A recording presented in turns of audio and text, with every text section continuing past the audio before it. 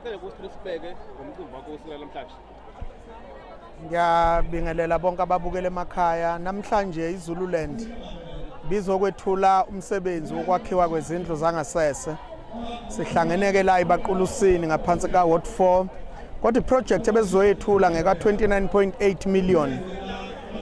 Sizokwethula lo msebenzi osuthatha isikhathi eside ungenzeki. Sizowakha kwa Ward 4, kwa Ward 13, kwa Ward 12 na kwa Ward 15 no 17 nama ward amahlanu esokwakha khona. Kodwa sobuye siqhubeke futhi nango July. Kodwa namhlanje ke bezizothula lo msebenzi ukuba uqale kusukela kusasa sizokwethula osonkontraki ukuba baqala abantu bakwazi ubuyelwa isithunzi ngoba uma ungenayo indlu yangasese usuke ungenaso isithunzi njengomuntu omnyama. Umsebenzi ke lo ebesizowenza esibona ukuthi uhambe kahle kakhulu. Sibonga nje nesibusiso semvula ngoba imvula iyisibusiso. Nakuba ke sihambe emgwaqeni yodaka kodwa phela vele kusemakhaya la sikulindele lokho. So sijabule kakhulu kuba abantu baseZululand bakwazi ukuhlomula njengoba sasishila ukuthi abantu abasethembe. Lokhu siqhubekile nje sisazoqhubeka futhi. Umsebenzi olethile uqala nini? Umsebenzi esulethile ngizoshiya osonkontraki namhlanje bazoqala ke kwenziwa iprocess yokuqashwa kwabasebenzi kuzophinde futhi kuyokhonjwa isite establishment la kuzobekwa khona kodwa mina ngokwami ngizobashiya namhlanje. Kwamashobane siyazi ukuthi izinsuku nje edlule kade kuphuma awade dephuma omasipala siyazi ukuthi ke uthathisa ukuthi phakathi iqinile lakho liphelele mhlawumbe kuthini ngene itholile ngoba abantu bayabona umsebenzi uphilisa oyenzayo emphakathini kodwa mhlawumbe abanye babo bakhuthaza bebona ukuthi umasipala waseZululand uthi lokutholile mhlawumbe ungathi isimile sikanjalo umuntu olalele ekhaya azi ukuthi ngivese kuphakathi mhlawumbe ikhona ke phela iqala nini. Ngingacela nje ukubakhuthaza izakhamuzi zaseZululand ukuthi basibekezelele ngoba konke sikwenzayo sikwenza ngemali njoba sisemakhaya nje sidinga imali eningi kakhulu. So ke thina siyayithola inkece encane uthola ukuthi akwenele esikwenzayo kodwa senza akho konke okusemandleni ukuthi nesikwenzayo okuncane kodwa senze into ezohlala isikhathi eside kungabi ukuthi senze into emveni kweminyaka emibili leyo nto ayisabonakala. Sizinikele nje kuthenini manje abantu bathola amanzi ngendlela efanele. Sesikhulumile sekwanele sesikhulume kakhulu njengamanje sekufanele senze sikhombe into ebonakala ukuthi nakho okwenzekayo njoba kade ngibakhombisa nje umsebenzi esiwenzayo osuke eJozini njoba kade kusuke izikhulu zonke zaseMpumalanga zaseLimpopo zaseNorthwest zizobuka ukuthi thina senza ngani. Kungayishwa ke bese ukuthi abantu bakulama province amathathu bebabaza umsebenzi esiwenzayo kodwa ubusuthola ukuthi abantu baseZululand abazi bona. So ke kubalekile ukuthi siqikelele ukuthi konke sikwenzayo senze isiqiniseko sokuthi abantu bayakwazi bayakubona bayakuzwa. Mashobane saza kuza ukukhuluma ngohlelo oluthinta ama-employed graduate dialogue. Ngizoya namhlanje uthola ke ezinye ke inhlelo zokhona mhlawumbe lohlelo lungezenze inhlelo zokuqhubeka. Njengamanje sithola ukuthi baningi kakhulu.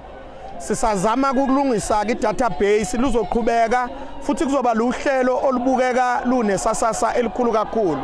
Kodwa sithola ukuthi abantu esebevelile bangaphezulu ka 3400 so ngeke sikwazi ukuba accommodate ngosuku olulodwa. Ngisathe ke administration ake yenze uhlelo lokuthi sizokwenza kanjani ukuthi bonke begcine benezwi sizobehlukanisa kuma sibona ukuthi baningi kakhulu sizohamba ngokomasipala kodwa sogcina sifikile kubo bonke luyaqhubeka lolo hlelo aluzukuma. Uwandulela inkulumo yakho odaba lomzala Nxumalo obuveze ngokusobala njengeqembu lenkatha mina nikuthanda lokho nito elinyanya mhlawumbe ngiyambisa ukuveza kanjani la online uGuna TV ukuthi abafisa ukwazi ukuthi ungani ukhuluma ngalo udaba nomfungane njengento eseduze kakhulu njengoba lenkatha.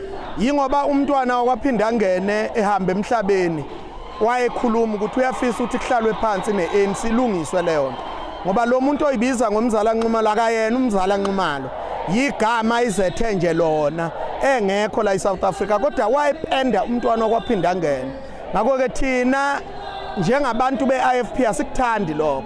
Uma sibona lesi sifunda sibizwa ngomzala Nxumalo sibona ukuthi kuseyuqhuku.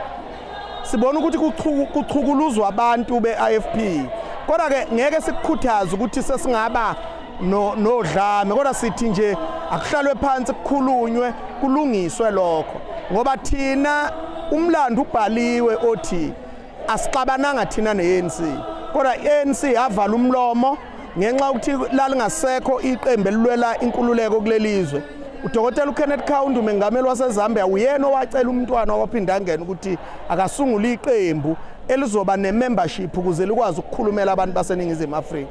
Noma sekunjalo umntwana wahamba waya kumengameli we-ANC ubaba Oliver Tambo eyombikela. Wamncoma uOliver Tambo ukuthi akakwenze lokho ngoba umzabalaza awusekho. Umbuzo ke uthi yini into engenza ukuthi sigconane thina ne-ANC sixabane ngoba ukwakheka kwe-IFP akwakhekanga ngegqubu nenzondo noma ngokuthukuthela kodwa kwaba luhlelo olujulile olwalizokwenza ukuthi abantu baseNingizimu Afrika baqhubeke balwele inkululeko ngoba ayingasekho amaqembu ayilwela inkululeko ngaphakathi eSouth Africa. Asibonge ngokwenzele khona banethemba kwanongo phinde banethemba futhi ke Efrahead obelishilo ukuthi esethemba kodwa ushilo futhi noma kanjalo zonke amawadi mhlawumbe ungathi ngalokho. Ngiyababonga kakhulu abantu bakwa Ward 7 kwaNongoma nakwa Ward 20 kwaNongoma nakwa Ward 12 ebaQulusini kodwa futhi ngiyababonga nabakwa Ward 17 njoba kade ngisho la ngaphakathi kukhona abantu abayisolayo ngokuthi benze iphutha abangayivotela iFP uyabadlu nembeza. Manje ke kade ngikhuluma nabo ke la ukuthi cha akonakele ithuba lisekhona ngoNovember abakulungise lokho kodwa sizoqhubeka la isigcine khona ngoba njoba sikubantu sizokwenza lokho abantu abasithume khona sikwazi ukuqamba amanga futhi asikwazi ukukhuluma sichukuluza abanye sikhuluma ngathi thina ukuthi iIFP iqotho namanje lokho iqhubekile ukumela abantu baseZululand uzowubona umehluko ngoNovember futhi siyaqhubeka senza lokho abantu esathi abasethemba uzobona sibuya ngelinye igiya watch the space anginawo amanga Mashobane hayi. Mashobane hayi mashobane Thokoza thokoza mina kakhulu.